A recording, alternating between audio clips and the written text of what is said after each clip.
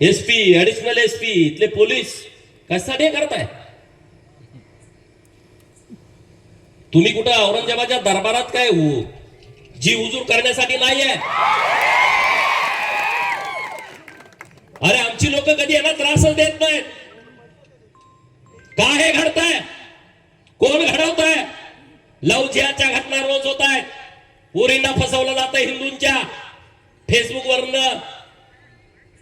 त्या पोरींना टार्गेट केलं जात आहे.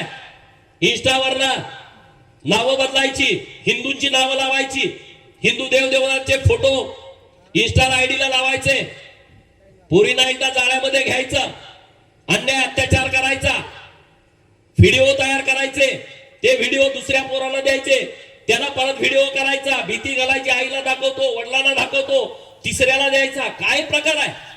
आणि मग परत आमच्या महाराष्ट्रात आहेतच थोर विचारवंत. मग त्याला प्रेम झालं म्हणून काय झालं? काय जरा तर लाजा.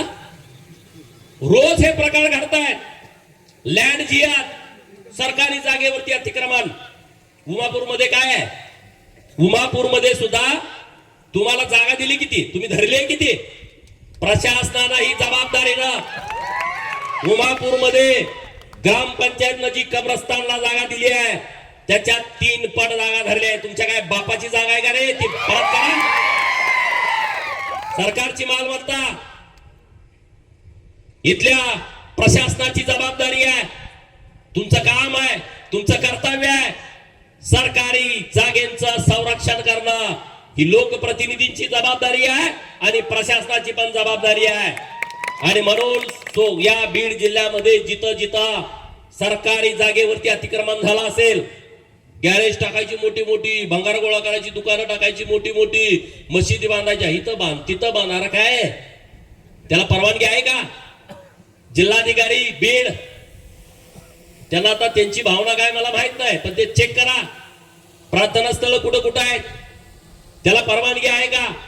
ती जागा दिली आहे का? त्या जागेची परवानगी दिली आहे काय? ते बांधकाम कुठून झालं? ते पैसे आले कुठून? अरे आम्हाला सभा मंडप बांधायचं म्हणलं तर आमदार खासदाराकडे जावं लागतंय. मग तुम्ही 2-2, 3-3 मजली बनवताय कुठून? पैसे कुठून आले? याच्या मुळापर्यंत तुम्ही गेला पाहिजे. हे बांधतायत कुठून?